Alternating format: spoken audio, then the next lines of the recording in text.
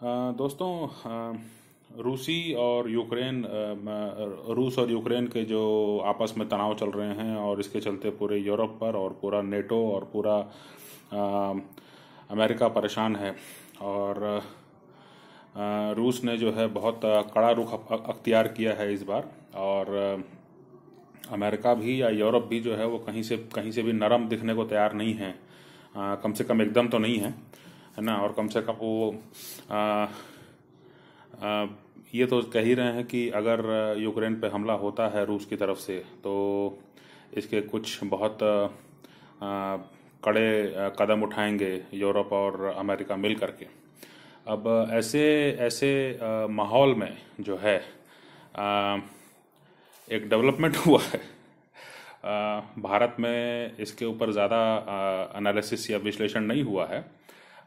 एक डेवलपमेंट ये हुआ है कि रूसी राष्ट्रपति ने भारतीय प्रधानमंत्री नरेंद्र मोदी को फ़ोन किया 2 दिन पहले। और हालांकि जो प्रेस विज्ञप्ति है उसमें तो ये कहा गया कि हाँ, हर मुद्दे पर चर्चा हुई और आपस में एक दूसरे के साथ सहयोग की बात हो रही थी। और रूस के फार ईस्ट में रूस का जो है जो एकदम पूर्वी छोर है वहाँ पर निवेश को लेकर के चर्चा हुई। और भारत पहले से भी निवेश करता रहा है वहाँ पे, और कैसे क्या निवेश होना है इसके बारे में चर्चा हुई। लेकिन ये फ़ोन कॉल जो है एक तरह का मतलब मुझे लगता है कि मास्टर स्ट्रोक मतलब राष्ट्रपति पुतिन के लिए रहा होगा। क्योंकि अब वो ये दिखा पाने में कम से कम कामयाब हुए हैं कि पश्चिमी देश जितना भी चाहें, लेकिन 2 बड़े देश भारत और चीन, और जो कि एक ही इलाके में हैं, और जो हैं सेंट्रल एशिया के कई कई देश जो हैं, इसके अलावा ये सभी जो हैं वो रूस के साथ खड़े हैं और रूस के साथ अपने संबंधों को न सिर्फ बनाए हुए हैं बल्कि और प्रगाढ़ कर रहे हैं। ये जो एस्पेक्ट है, मुझे ऐसा लगता है कि ये चीज़ को कन्वे करने के लिए ही जो है ये फ़ोन कॉल हुआ होगा। क्योंकि कुछ दिन पहले ही उनका विज़िट हुआ है और जाहिर सी बात है कि विज़िट के पहले भी काफ़ी सारी तैयारियां हो गई होंगी। और इसके अलावा भी जो है काफ़ी जो है सब कुछ अग्रीमेंट होने के बाद ही जो है 2 बड़े नेता आपस में मिलते हैं और मिलने के बाद में जो है चीज़ें आगे बढ़ती हैं। तो वो तो ठीक है, वो स्ट्रेटेजिकली जो है उन्होंने कुछ अपने मन की बात एक दूसरे से कही होगी, ऐसी बातें जो बिल्कुल आमने सामने ही कही जा सकती हैं। लेकिन ये जो फ़ोन कॉल है, पश्चिम के साथ बढ़ते तनाव के बीच में ये फ़ोन कॉल भारतीय नेता को आना कहीं ना कहीं एक ये दिखाने की कोशिश भी ज़रूर रही होगी कि भारत के साथ संबंध जो है न सिर्फ बने हुए हैं बल्कि उनमें गर्मजोशी भी पहले की तरह है। और ठंडे मौसम में भी जो है उसमें गर्मजोशी बढ़ती ही जा रही है। और जैसा कि आपको पता ही है कि रूस के राष्ट्रपति ने जो है रूसी शासन ने, बल्कि ये कहना चाहिए कि जो है राष्ट्रपति के विज़िट के पहले, राष्ट्रपति पुतिन के भारतीय दौरे के पहले जो है ये सुनिश्चित किया कि S-400 की सप्लाई जो है शुरू हो जाए। और अब तो ये बिल्कुल सार्वजनिक हो चुका है कि पंजाब सेक्टर में जो है भारत ने जो है पहला S-400 बैटरी जो है वो तैनात कर दिया है।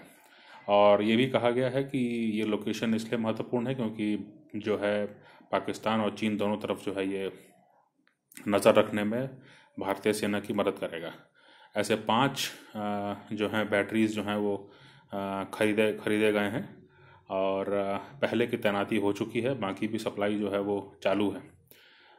तो S-400 को भी लेकर के पश्चिम बहुत ज़्यादा जो है कहीं ना कहीं एक सेंसिटिव रहा है। और तुर्की पर तो अमेरिका ने प्रतिबंध लगा दिया और अपने F-35 5th generation fighter programme से उसको बाहर भी कर दिया।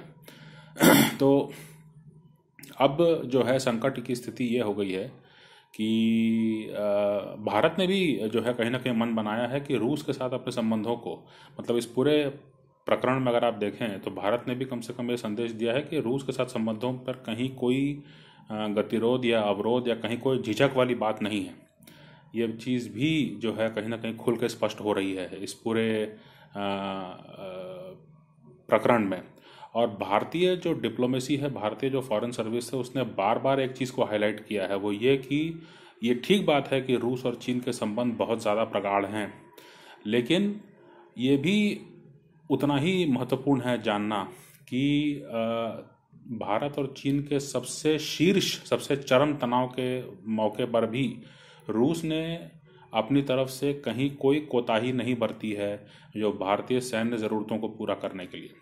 तो अगर भारतीय सेना ने कहीं कोई बात रखी है या कोई ऐसा पुराना ऑर्डर था, तो उसको जो है अगर भारत ने कहा कि इसको जल्दी सुचारू रूप से इसको सप्लाई किया जाए, तो रूस ने अपनी तरफ से जो है उसको वैसे ही सप्लाई करने की कोशिश की है।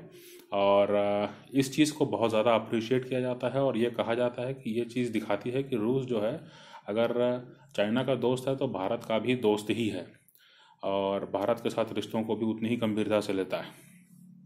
तो अब जो है भारत का भी लगभग मन बन चुका है कि रूस के साथ तो किसी भी तरह से जो है अपने संबंधों को किसी प्रकार से कमज़ोर करने का या उसमें पीछे हटने का कहीं कोई प्रश्न नहीं है। तो अब देखने वाली बात है कि अमेरिका और पश्चिम जो है इस पूरे सिनारियो में वो कैसे जो हैं अपने अपने अपनी गोटियों को आगे बढ़ाते हैं। तो जियोपॉलिटिक्स काफ़ी इंटरेस्टिंग हो गई है। ये हम लोग पहली बार जो है एक बहुध्रुवीय दुनिया में हैं, हम एक मल्टीपोलर वर्ल्ड में हम पहली बार हैं, क्योंकि इससे पहले जो हम देखते थे वो था बाईपोलर वर्ल्ड और उसमें एक नॉन अलाइन मूवमेंट था। भारत एक नॉन अलाइन मूवमेंट में था, हालांकि तब भी हम मॉस्को के बहुत ज़्यादा नज़दीक थे, लेकिन वो इसलिए नज़दीक थे क्योंकि मॉस्को ने कभी जो है वो बिल्कुल जो है सामाजिक और जो जो भारत का सामाजिक जीवन है वहाँ पर बहुत ज़्यादा हस्तक्षेप करने की कोशिश नहीं की।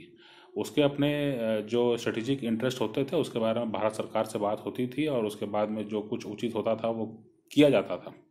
लेकिन अब जो अमेरिका के साथ जो एक इतिहास है कि अमेरिका के साथ जितने प्रगाढ़ संबंध होते हैं किसी भी देश के, तो वहाँ के समाज के बारे में और वहाँ के सोसाइटी के बारे में जो है बहुत ज़्यादा दखल अंदाजी अमेरिका की बढ़ जाती है और हर चीज़ के बारे में बोलना और हर चीज़ के बारे में लेक्चर देना, ये एक ऐसी आदत है जिसके चलते जो है एंटी अमेरिकन सेंटिमेंट किसी भी देश में पाया जाना ये कोई बहुत आश्चर्य का विषय नहीं है।